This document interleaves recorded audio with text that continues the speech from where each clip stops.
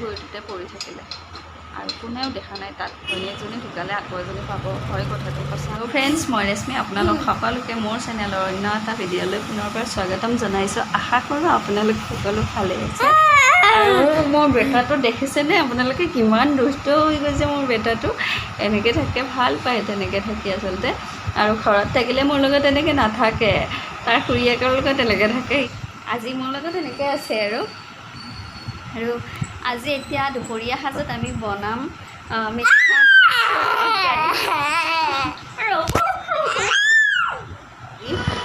গতিকে বলকচোন দেৰি নকৰি সোনকালে বনাই লওঁ আৰু দেখিছেনে বাৰু কচু আলু থাকে সেইটো বনাম বুলি ভাবিছোঁ আৰু সেয়ে ধুনীয়াকৈ কাটি ল'লোঁ বাকলি গুচাই আৰু এতিয়া ধুনীয়াকৈ চাফাকৈ ধুই ল'লোঁ আৰু এতিয়া কুকাৰত বইল কৰিবলৈ বহাই দিম তাৰপিছত আমি 2টা চিটি মাৰিম বেছি নামাৰোঁ কাৰণ বেছি সিজি গ'লেও খাবলৈ ভাল নালাগে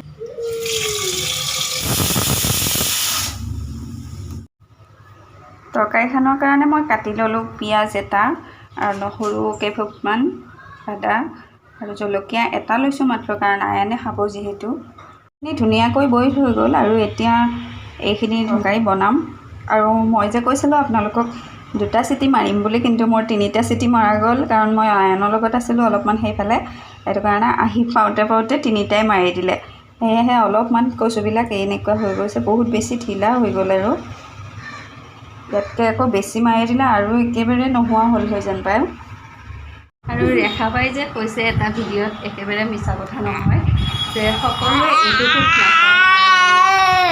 ভাল লাগে এনেকুৱা মুহূৰ্তবোৰ কেতিয়াবা সঁচাই সাঁচি ৰাখিবলৈ মন যায় আৰু কেৰাহীখন পাতি দিলোঁ তাৰপিছত অকণমান তেল দিম চাই থাকিব ভিডিঅ'টো শেষলৈকে তেলখিনি গৰম হৈ গ'ল এতিয়া ইয়াতে দিম পিঁয়াজ দিম নহৰু আৰু আদাখিনি একেলগে দি ল'ম মই কাৰণ তেলত ফ্ৰাই হ'লে বেছি ভাল লাগে লগতে দিলোঁ নিমখ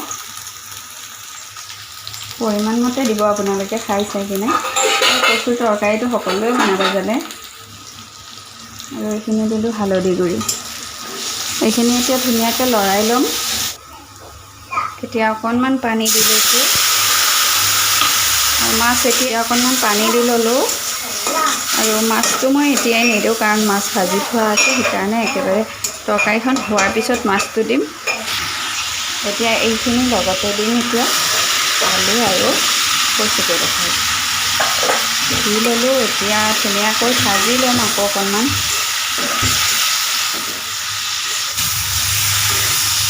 ইয়াতে এতিয়া মই অকণমান পানী দিম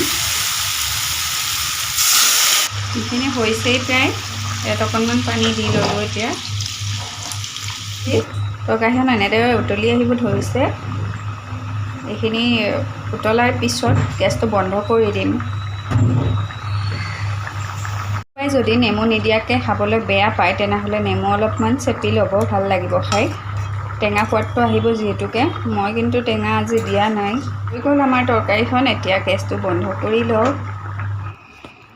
খাবলৈ হৈ গ'ল এতিয়া এইখিনি আয়ানৰ কাৰণে লৈ আনিলোঁ মোৰ তৰকাৰীখন হৈ গ'ল আয়ানো শুলে আৰু মোৰ চকুকেইটা দেখিছেনে অকণমান ফিকা ফিকা হৈছে আৰু ভাবিলোঁ আয়ান যেতিয়া টোপনি মাৰিছে মই এইখিনি সময়তে অলপ কথা পাতি লওঁ আপোনালোকৰ লগত আৰু মোৰ ঘৰৰ ওচৰৰে ছোৱালী এজনী বিয়া হৈছিলে 2 বছৰমান আগত তাইৰ বহুত হেঁপাহ আছিলে জীয়াই থকাৰ বহুত সপোন আছিলে ছোৱালীজনীক লৈ নিজক লৈ গিৰিয়েকক লৈ মানে ঘৰখন এটা এনেকুৱা পৰিৱেশৰ আছিলে বহুত মানে ভাল আছিল ককায়েকো নাছিলে ভায়েকো নাছিলে মাত্ৰ বায়েক আছিলে 2জনী আৰু ভনীয়েক এজনী আছিলে বহুত মৰমৰ আছিলে তাই সকলোৰে সংসাৰ চলি আছে তাই বহুত ধুনীয়াকৈ তাই নাৰ্ছ চাকৰি কৰিছিলে কিন্তু বিয়াৰ পিছত কৰি আছে চাকৰি কৰি থাকি তাৰপিছত যেতিয়া বেবী গাত ৰোৱাৰ পিছত তাই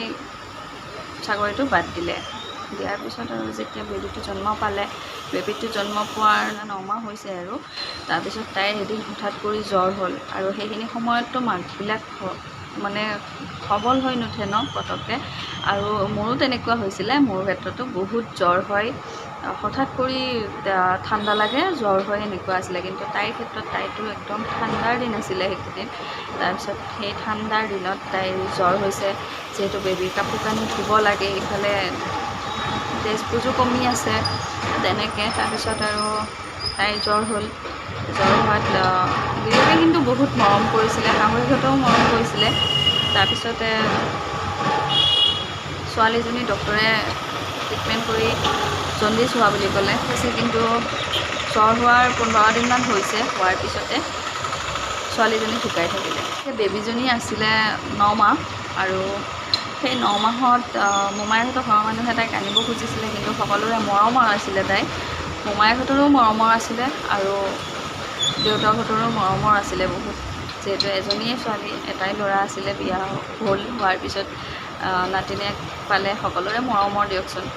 তাৰপিছত এনেকৈ ছোৱালীজনী আনিব নিদিলে তেওঁলোকে, এনেকৈ অনা নিয়া কৰি থাকে আৰু ইহঁতৰ তাত কেইদিন থাকে, আকৌ সিহঁতেও নিয়ে, তেনেকুৱা আৰু। তাৰপিছত সকলোৱে মৰম কৰে বহুত।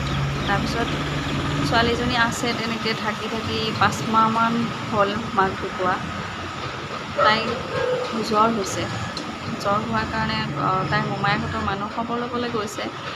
ছোৱালীজনীক দেউতাকে এৰি থৈ অলপ দূৰলৈ আহিলে কিবা নিবৰ কাৰণে, যিহেতু মোমায়েকহঁতৰ ঘৰৰ মানুহ যাব, সুদা চাহ পানী খুৱাই পঠাবনে, সকলোৰে হয় তেনেকুৱা। তাৰপিছত আৰু তাইকো তেনেকৈ থৈ সকলোৰে লগত দেউতাক অলপ ওলাই আহিলে, কিন্তু তেওঁৰ সেইখিনি সময়ত সেইটো আৰু কি জানে, আল্লাহে যি কৰিব সেইটো কথাটো তেওঁ নাজানে। তাৰপিছত আনদিনা থাকে যেতিয়া, সেইদিনাখনো সেনেকৈ থৈ আহিছে। তাৰপিছত ঘৰৰ মানুহে এনেকৈ ব্যস্ততাত লাগি আছে, সকলোৱে আলহী যাব, আলহীৰ কাৰণে প্ৰস্তুতি চলাই আছে। তাৰপিছত আৰু সেইখিনি সময়তে ছোৱালী মানে যাৰ লগত বেছিকৈ থাকে, সময় কটাই যায়, পেহীয়েকৰ ছোৱালী এজনী, তাই স্কুলৰ পৰা আহিলে আৰু ছোৱালীজনীয়ে বেবীটোক বিচাৰিছে। তাৰপিছত বিচাৰিলে, বিচাৰোঁতে আইতাকে ক'লে ককাকৰ ওচৰত থকা বুলি। ককাকৰ ওচৰত বিচাৰি গ'ল, ককাকে তাই গৈছে কেতিয়াবাই। তাৰপিছত সকলোৱে এনেকৈ বিচাৰ খোচাৰ কৰিলে, বিচাৰি ইফালে সিফালে চালে, কাৰোবাৰ তাত গৈছে নেকি বুলি, কাৰো লগত যোৱা নাই। তাৰপিছত আগৰ ফালে বোলে পুখুৰী আছে, পিছফালেও আছে, সিহঁতে যিটো পুখুৰী ব্যৱহাৰ কৰে সেইটো পুখুৰীত নাই যোৱা। তাৰপিছত আনদিনা যিটো জেগাত তাই নাযায়, তাই যাবলৈ যিটো জেগাত ভয় কৰে, সেই জেগাটোত গৈছে সেইদিনাখন। প্ৰায় 1 ঘণ্টামান হৈছে কিজানি ছোৱালীজনী নোহোৱা। সেইখিনি যাওঁতে সাঁকোৰ নিচিনা আছে বোলে, সেই সাঁকোখনত গৈ মানে তাই পুখুৰীটোতে পৰি থাকিলে, আৰু কোনেও দেখা নাই তাত। সকলোৱে মানে বেলেগে ব্যৱহাৰ কৰে তেনেকৈ পুখুৰীটোত, কানি কাপোৰ ধুই লৈ গৈছে, কোনোবাই গা ধুই গৈছে, কিন্তু কোনেও দেখা নাই তাইক। তেনেকুৱা মানে আল্লাহৰ হুকুম, কাৰ কেতিয়া কি হয় কোনেও নাজানে। সেইটো মনত ভাবি বহুত দুখ লাগিছে, কাৰণ তাই যদিও ডাঙৰ আছিলে ছোৱালীজনী, কিন্তু ফ্ৰেণ্ডৰ নিচিনা আছিলে, বহুত ভাল আছিলে, আৰু মানে দুখ লাগিছে। আৰু ছোৱালীজনী হাইলাইট দেখাত মাকজনীৰ দৰেই আছিলে, আৰু এতিয়া বাপেকটো অৱস্থা কি হ'ব ভাবকচোন এবাৰ। ঘৈণীয়েকজনী ঢুকালে, মানুহে কয় ঘৈণীয়েকজনী ঢুকালে আকৌ এজনী পাব, হয় কথাটো সঁচা মিছা নহয়, কিন্তু গিৰিয়েকজন সকলোৰে বেলেগ বেলেগ হয়। এতিয়া তাইক ইমানে মৰম কৰিছিলে, তাই যোৱাৰ পিছত গিৰিয়েক অলপ ভাগি পৰিছিলে, কিন্তু ছোৱালীজনীৰ কাৰণে আছিলে ভালদৰে। তাৰপিছত এতিয়া যেতিয়া বেবীটো ঢুকালে, বেবীটো ঢুকোৱাৰ পিছত তাৰ অৱস্থা একেবাৰে হেনো বেয়া। দিনে ৰাতিয়ে এটাই কথা কৈ কৈ কান্দি থাকে, সি হেনো মানে সি মৰিব যায়, হেৰি কৰে, তেনেকুৱা। শুনি ইমানেই দুখ লাগিছে, কি ক'ম আৰু। সেইটো বিয়া পাতিব পাৰিলে হয় লগালগ, কিন্তু নাই, ছোৱালীজনীৰ কাৰণে সি বিয়াও নাই পতা। হয়তো পাতিলে হয় কিজানি ছোৱালীজনী ডাঙৰ হ'লে, কিন্তু যি নহওক সকলোতো আল্লাহৰে হাতত থাকে, ভগৱানৰে হাতত থাকে। আমিও আৰু কি, আমি মাত্ৰ এটা পুতলাহে তেওঁৰ চলোৱা। গতিকে সকলোৰে ভালে থাকক, আল্লাহে সকলোকে ভালে ৰাখক, সেইটোৱে কামনা। ভিডিঅ'টো চাই কেনেকুৱা পালে জনাবলৈ একেবাৰে নাপাহৰিব। লগতে যদি আপুনি নতুনকৈ মোৰ ভিডিঅ' চাই আছে, তেনেহ'লে চেনেলটো ছাবস্ক্ৰাইব কৰি ল'ব, আৰু কাষত থকা বেল আইকনটো প্ৰেছ কৰি অল কৰি ল'ব যাতে আহি থকা ভিডিঅ'বিলাকৰ ন'টিফিকেশ্যনবোৰ পাই থাকে। বেলেগ এটা ভিডিঅ'ৰ সৈতে পুনৰ লগ পোৱাৰ আশাৰে আজিলৈ ইমানতে এৰিছোঁ। ধন্যবাদ। ক'ত গ'লা? ক'ৰ ইয়াতে? এইটো দেখিছেনে পৰ্দাৰ ফাকে লুকাই আছে মানে।